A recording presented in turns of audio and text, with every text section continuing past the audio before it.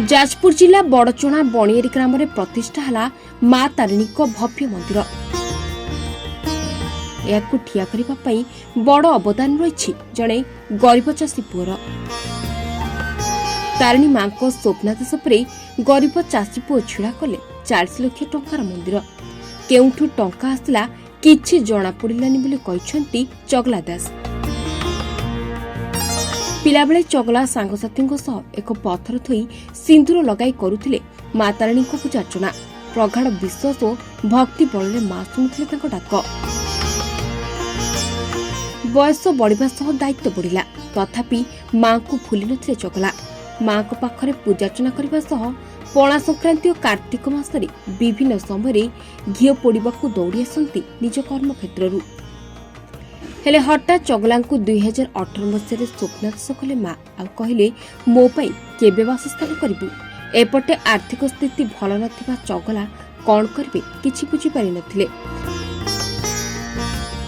बारंबार एपरी स्वप्नादेश पर चगला निष्पत्ति नेले मंदिर तुलिबाकू, किंतु मंदिर तुलिबा पाई जागा नथिला। पाखरे एक पोखरी थिला, सेठी मंदिर तैयारी हेबाकू स्थिर हला। 700 रु ऊर्ध्व ट्रिप माटी पकाई पोखरी बुझाला। सेउठु पड़िला सूता एवं एबे प्रतिष्ठा हला मांकर सुंदर एवं भव्य मंदिर। मत स्वप्नाथ होता बहुत असुविधार से मुझी मु जन गोटे चाषी घर पिला पाखर भी से संबल मोर न थाए।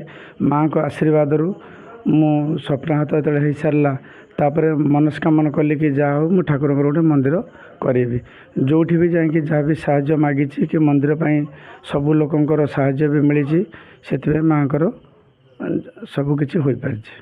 जो दिन ठार मंदिर करी बोलिकी मन भितर कामना कली हाँ कि जहाँ भी हो जो दुख कष्ट आसु हाँ कर मसे 2 मास भितर 2 थर खंड स्वप्नाहत है कि केबे मो कथा तू बुझेबू। किंतु से मुझे जापारे पैसा भी ना मंदिर तैयारी करने एत पैसा कौटू आसब। जहाँ सांगसाथी बंधुबांधव जी जो अच्छा समस्त कहीकि भगवान को आशीर्वाद से माँ तारिणी कृपारू आज से जगह पहुँची पारी।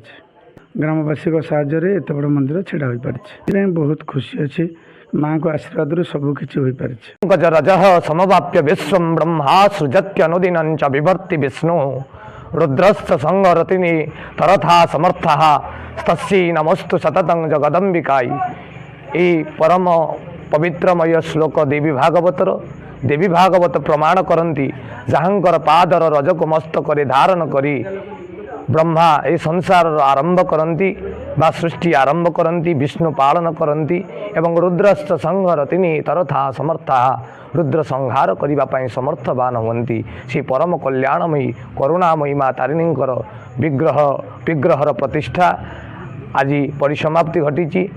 प्रथम दिवस रे आमर शुभ अंकुरारोपण देव विग्रहंकर धान्यादिवास एवं मंदिरादिवास कार्य करा जायतिले एवं तार परदिन प्रभात समय शुभ कलश यात्रा एवं मंडपरे प्रवेश परे परे कलश मानकर मंडपांग पूजा अग्निस्थापन एवं कारुशाला कार्य करा जायतिले एवं तार परदिन आमर देव विग्रहंकर महास्नान शयन न्यासादि कार्य परे परे आज नवजौवन दर्शन समस्त भक्त माने करिसेंती एवं देवींकर अपार कृपा लाभ करिसेंती। जय माता दी।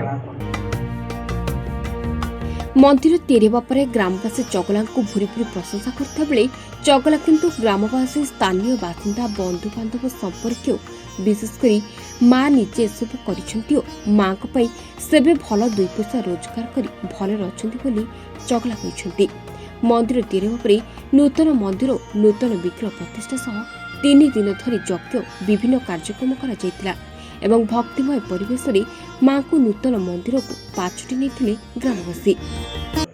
सी मत कहले जे मंदिर माँ स्वप्नघात मत कर गोटे मंदिर करवा तोर साहाय्य टिके दरकार गाँव वाला साहाय्य दरकार। मु कहली एत बड़ मंदिर कर आम गोटे छोट काटिया मंदिर करवा जदि कर माँ स्वप्नघात तेणुक आम मंदिर से तैयारी काम चलला बहुत कष्ट दुखरे आम भी साहाय्य करूँ गाँव वाला भी साहाय्य कर आज से पूरा है। बहुत लोक देखुं बाहर लोक आस ଆମ ଏଇ ସାଉଡ଼ିଆ ବାଲୁକୁଦା ତାଳୁଆ ମୂଷାଟିକିରି ରଇପୁର ବାଲିଆ ବହୁତ ଲୋକ ଆସିଥିଲେ। ବହୁତ ଲୋକଙ୍କର ବି ସାହାଯ୍ୟ ସହଯୋଗ ରହୁଛି। ଯାହା ହଉ ଏତିକି କହିବି ରହୁଛି। କଳସ ଉଡ଼ା ହେଲା, ତାପରେ ଅଙ୍କୁରାର୍ପଣ ହେଲା, ତାପରେ ଯଜ୍ଞ 3 ଦିନ ଧରି ଚାଲିଲା। ବହୁତ ଲୋକ ଭୋଜିଭାତ ହେଲା। ଠାକୁରଙ୍କ କୁହାଯାଏ ଭକ୍ତି ଥିଲେ ପଥର ବି ଠାକୁର। ତାହା ଅନେକ ଜାଗାରେ ପ୍ରମାଣିତ ହୋଇଥିବା ବେଳେ ଏଠାରେ ମଧ୍ୟ ଏହା ସତ୍ୟ ପ୍ରମାଣିତ ହୋଇଛି। ନହେଲେ ଜଣେ ଗରିବ ଚାଷୀ ଘର ପୁଅ ଏତେ ବଡ଼ ମନ୍ଦିର ତିଆରି କରିବା ସ୍ୱପ୍ନରେ ରହିଯାଇଥାନ୍ତା। ବର୍ଚଣାରୁ ବେଦପ୍ରକାଶ ନାୟକ ରିପୋର୍ଟ, ମହାଭାରତ ଲାଇଭ୍।